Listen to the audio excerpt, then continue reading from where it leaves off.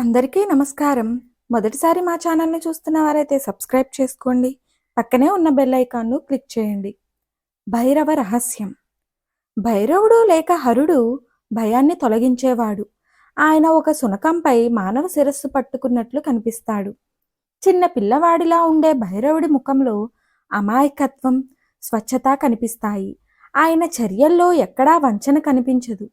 ఆయన తన చేతిలో పట్టుకొని ఉన్న శిరస్సు ఎన్నో రకాలుగా విస్తరించిన భయాలు, అపనమ్మకాలు వ్యక్తమవుతున్న బ్రహ్మ ఐదవ శిరస్సు.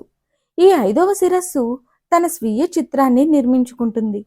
శివుడు ధ్వంసం చేసిన త్రిపురాన్ని ఈ ఐదవ శిరస్సు నిర్మించుకుంటుంది. భైరవుడు స్వారీ చేస్తూ ఉన్న ఆ శునకం మనిషి మనస్సు. భయపడినప్పుడు అది ఏ విధంగా జంతు స్వభావానికి తిరిగి వెళ్తుందో చూపబడుతుంది. ప్రతీకాత్మకంగా చెప్పుకోవాలంటే హిందూ మతంలో శునకాలను అశుభంగా భావిస్తారు. శునకాలు వాటి యజమానులతో ఎక్కువగా బంధాల్ని కలిగి ఉంటాయి. వాటిని ఇష్టంగా చూసుకుంటే, ఆదరణ చూపిస్తే అవి తోక ఊపుతూ వాటిని పట్టించుకోకపోతే బాధగా ఉన్నట్లు తెలియచేయడానికి విచారంగా మూలుగుతూ ఉంటాయి. ఈ విధంగా శునకం చేసే ఈ చేష్ట అహంకి ప్రతీక.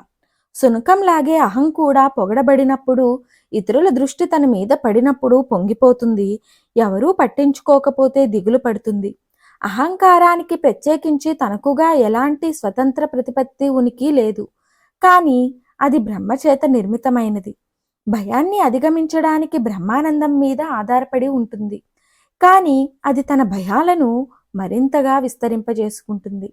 శునకాలు భూభాగాన భావనని కూడా మనకి గుర్తు చేస్తాయి. శునకాలు ఒక స్థలాన్ని తమదిగా ప్రకటించుకునేందుకు మూత్రం విసర్జిస్తాయి.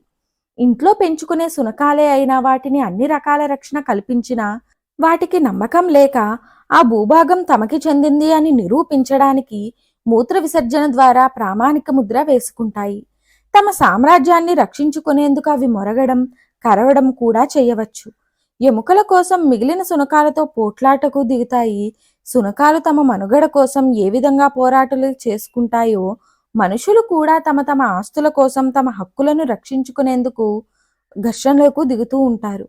జంతువులు తమ ప్రాణాలను కాపాడుకునేందుకు కోసం ప్రయత్నాలు చేస్తుంటాయి.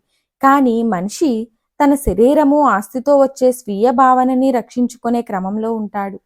ఆస్తి అంటే కేవలం సంపద మాత్రమే కాదు, కుటుంబం, సామాజిక స్థాయి కూడా అందులో వస్తుంది. ఆస్తి లేకపోతే అర్థమే లేదు. అర్థమే లేకపోతే అక్కడ మిగిలి ఉండేది భయం మాత్రమే. శునకంపై స్వారీ చేస్తూ ఉన్న భైరవుడు మనకు మిగతా జంతువుల సహజ జ్ఞానాన్ని, ఆస్తి భావనని చెలరేపే విపరీత భయాలను గుర్తు చేస్తూ ఉంటాడు. శునకాల్లాగా మనం కూడా నేను, నాది అనే భావనలను కట్టుబడి ఉంటాం. నాది కాదు అనే భావనలో మాత్రం వాటికి మనకి భేదం ఉంటుంది. మనం దీన్ని ప్రేమ అంటుంటాం. కానీ వాటి వలన మనకి గుర్తింపు, సార్థకత ఉంటుంది. భైరవుడు మనల్ని ఈ బంధం నుంచి విముక్తం కావాల్సిందిగా ఉపదేశం చేస్తున్నాడు. బ్రహ్మ ఐదవ శిరస్సును ఖండించి మనోకల్పశాన్ని శుభ్రమర్చాడు. యథార్థంగా భయభుక్తమైన ప్రపంచం ఎక్కడో ఉందో అన్వేషణ చేస్తున్నాడు. సర్వే జన సుఖినో భవంతు. ఈ వీడియో కనుక నచ్చినట్టయితే లైక్ చేయండి, షేర్ చేయండి, కామెంట్ రూపంలో మీ అభిప్రాయాన్ని తెలియచేయండి. అలాగే మా ఛానల్కు కొత్తగా వచ్చిన వారైతే సబ్స్క్రైబ్ చేసుకోవడం మర్చిపోకండి.